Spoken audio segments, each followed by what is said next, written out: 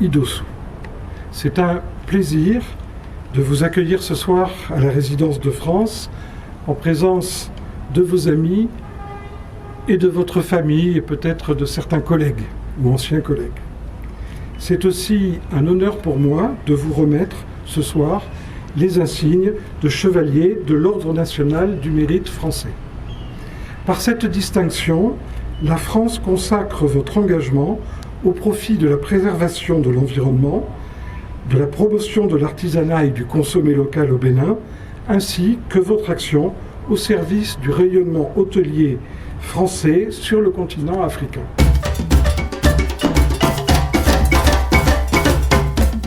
Chère Sandra Idossou, au nom de la République française, je vous remets ce soir les insignes de chevalier de l'Ordre national du mérite.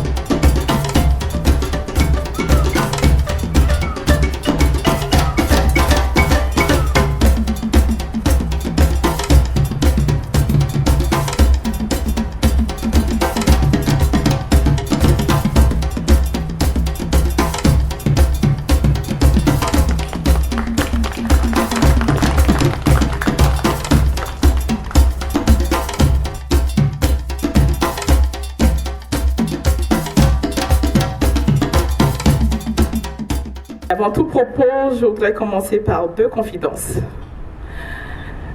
La première, c'est que quand j'ai reçu l'appel de Monsieur l'ambassadeur de France m'informant de cette haute distinction, je n'ai pas réussi à dormir la nuit.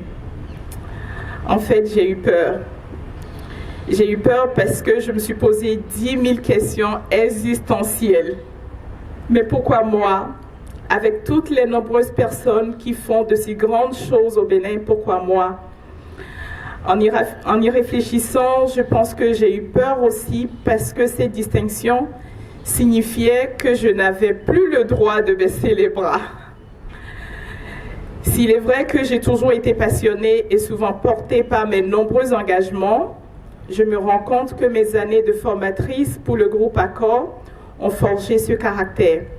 Sillonné pendant plusieurs années, plus de 21 pays africains à former et à porter le message de la qualité de service, m'ont préparé à plus d'engagement pour tout ce qui pouvait contribuer au rayonnement de l'image de l'Afrique.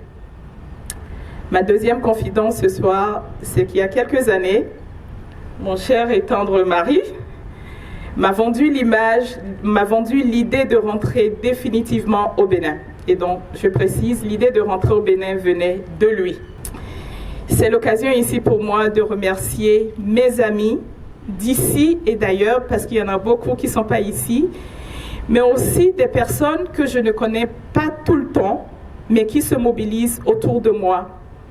Des personnes qui m'aident, qui me motivent. Je me rappelle, Sophie, quand on se réveille les matins à 5 heures, à ramasser, à charger les voitures et à aller faire des éco-running, je me rappelle de ces souvenirs et je suis émue par ces moments. Que ce soit les bénévoles ou chacun de vous ici présent ou à l'extérieur, vous êtes l'exemple même de ce qu'un groupuscule de personnes ou de citoyens peut faire s'ils se mettent ensemble. Cette médaille de distinction est aussi la vôtre.